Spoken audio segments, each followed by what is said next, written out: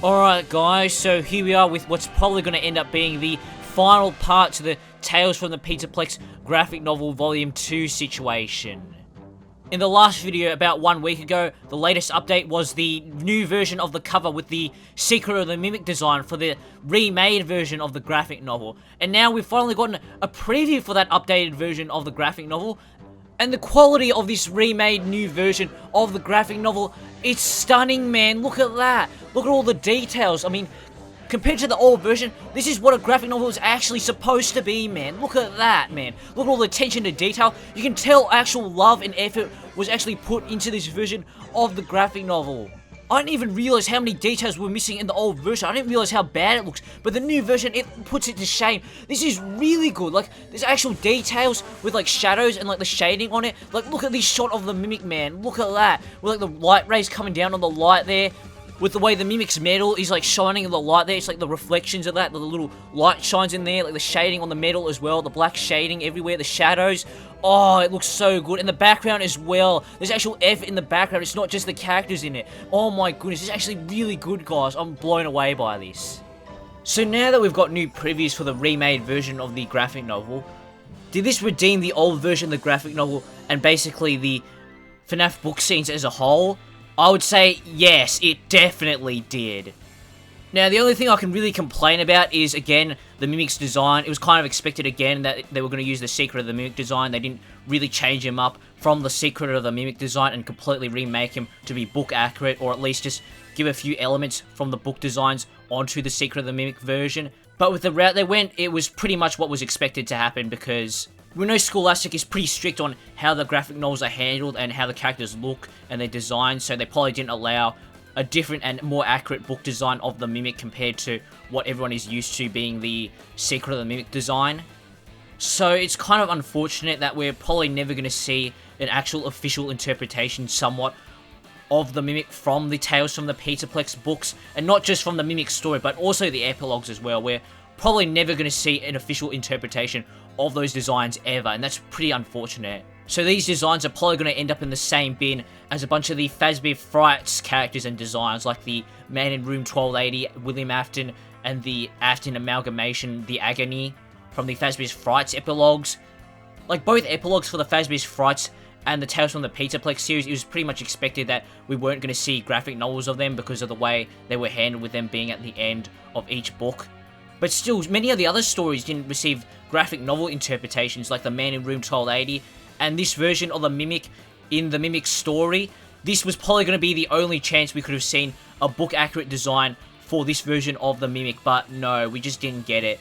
And the same thing happened with Secret of the Mimic itself. We probably could have seen this version of the Mimic without the legs, with the chatter teeth, with the claw arms. We probably could have seen it in Secret of the Mimic if we were assuming that the Tales from the Pizzaplex lore, the book lore, was the same as the game's lore. But no, that's not what we got. And I'm not disappointed in the final result of Secret of the Mimic. I really like that. But it does feel disappointing because there's these two opportunities we could have seen this version of the Mimic. But no, we didn't get it. It's just, we got slapped in the face twice with this kind of. And especially after a lot of people got baited into thinking the game lore was the same as the book lore, with all the hints and the teasers that pointed towards the books being connected to the games, when that was not the case. So it's just kind of disappointing in my opinion. I'm not hating on the Secret of the Mimic design. I'm not hating on this version of the graphic novel, no. I still really like both of these. It's just kind of disappointing that we won't see this version of the design. But I guess that's where the fans come in, where they can make these brilliant designs. But I still kind of wish we saw an official interpretation of these versions of the Mimic, of these other characters from the Fazbear's Frights and all that. Now, moving on to the human characters in this preview with Edwin and David, they definitely differ from their Secret of the Mimic designs, which is kind of surprising. They definitely look reminiscent of their Secret of the Mimic designs. Like, you can tell they're the same person, but it kind of looks like Edwin, he kind of gives me more of that Henry artwork vibe compared to the actual Edwin we saw in Secret of the Mimic, the official games design. And with David, he's a bit different as well. He's got hair on this. He's got a lot of hair, surprisingly. And his eyes, I think they went with the more book-style eyes with the brown hazel, I guess, eyes, instead of the one blue and one green eye that he had in Secret of the Mimic. So I guess that's a difference there. So it's a little bit weird that they changed up the human designs a little bit compared to the Mimic. But maybe that's because the Mimic is the main character that was going to be in the cover and the marketing, the main show, compared to the other minor characters, which they could have changed up a little bit. It could also be the art style change. They're supposed to be similar to the games, but of course the art style gave them a bit more freedom with the human designs. And it could also just be, of course, that they're humans and not animatronics like the Mimic. Maybe that's why they changed it up, and that's definitely a possibility, because it's kind of hard to capture the organic human look, I guess, and try and translate that over to the graphic novel. So I guess maybe that's also a reason. That's probably the reason why. Also, another couple small details you can see in this preview is the tiger bed, and man, it looks so much better than the old version. It looks really good there. And you can also see the tiger plush in David's arm there. You can just barely see it, and it kind of looks more like the Secret of the Mimic, the Help 1 or 2 game Steelball design with the tiger plush there, with the multicolored eyes. Same thing with the tiger bed. It looks a lot closer to the design that we saw in the games. And comparing the designs of the characters, the look of them from this new version to the original leaked version, they all look a lot better. Like, I think David, he probably changed the least. He looks the most similar to the original design. He's got the hair and all that, but the hairstyle, it looks a little bit different compared to the original version, but it might just depend on the shot. And his face, it does look a lot better. Like I said, it does look a lot more younger. He kind of gives me vibes of Gregory almost, and definitely some characters from the novel trilogy. But David overall, he looks fine compared to the old version. I didn't really mind that old version, and this new version, it does kind of remind me of that old version. But I don't mind how he looks at all. It is definitely different from the games, but I don't mind how he looks. Edwin, man, he looks so much better in the new version. He no longer looks like Bob Ross or Rick Astley, some sort of knockoff of them. He actually looks like Edwin from the games, kind of. Like I said, he does kind of remind me of that Henry artwork, especially in the hair. Like, I also think he doesn't really resemble his games version a whole lot. You can definitely tell it's the same guy, that it deviated from him. But it might just be the art style change that makes him look different. And this is, of course, not a complaint about him. I still think he looks good. Much better than the original version. It just doesn't really look like the games version, in my opinion. But I still really like how he looks. He looks so much better than that old Rick Astley, Bob Ross looking guy. Especially since that old version, it didn't really look like a workman or anything. It looked like some weird teenager. This guy, he actually looks like a parent. He looks like a workman. He looks like he's a hard worker and tired at working at his job. And definitely captures that energy. The Mimic is, man, a night and day difference. Look at that compared to how plain the original version looked. I forgot how plain the original version looked. The original looked so much more simple and just sharp, I guess, like the lines on him.